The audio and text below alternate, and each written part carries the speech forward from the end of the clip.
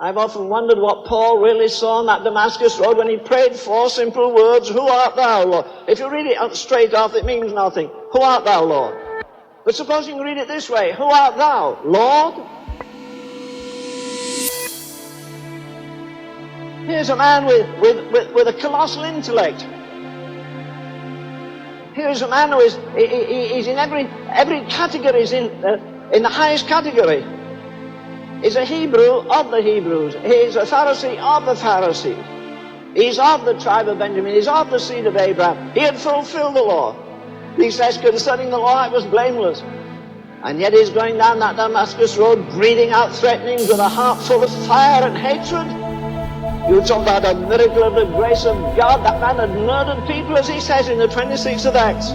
He tore families apart. He chased them off into strange cities. And that very man whose body, whose brain was filled with theology and his heart was filled with hatred, wrote the most amazing hymn, the most amazing poem on love that was ever written. For I speak with the tongues of men and of angels, and have no love. I'm a sounding brass or a tingling cymbal. And if I give my body to be burned, which he was prepared to do on the Damascus road, you know, I think, I'll ask him in eternity, I think suddenly when he fell off his horse there, I'm sure there was a horse rider in front of him to protect him and a man behind, and one to the right, one to the left. A man of his class would never walk all the way to Damascus. And suddenly he's pitched off his horse. You say, were there only 4 people there? No. You say there's a man riding in front. Yes, one behind, one to the right, one to the left. Were they the only witnesses? Maybe on earth. I want to tell you, I believe every demon in hell was looking down on that man at that moment. I believe every angel in heaven was looking down the demons because he was their best advocate on earth. He was fearless, he regarded nobody. He had some letters in his pocket saying he could put to death anybody that he wanted. And then suddenly Jesus came into his life. Would you have thought that man in the dust had inside of him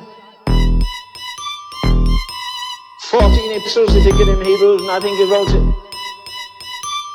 Would you think that he would go through Asia Minor and establish a dozen or more churches? Would you think that that man in a lousy stinking prison, they wouldn't let you put a dog in today, would write to other Christians as he does to the Colossians and the Philippians and the Ephesians, his love letters to them? And as he says, rejoice in the Lord. And again, they should have been sending letters of comfort to him, and he's sending letters of comfort to them. Why? Because on that Damascus road, as far as I'm concerned, he came alive. Religion, formality, ritualism, they were banished forever. And then after that experience, he was shut away in the quietness. Maybe that's why God's brought some of you around here, so he can get alone under a tree somewhere and talk to God and find out where he wants you to go. And he had 3.5 years in the wilderness. Then he's caught up into the 3rd heaven. And then he set out on that amazing pilgrimage. And as far as I'm concerned, he explains it all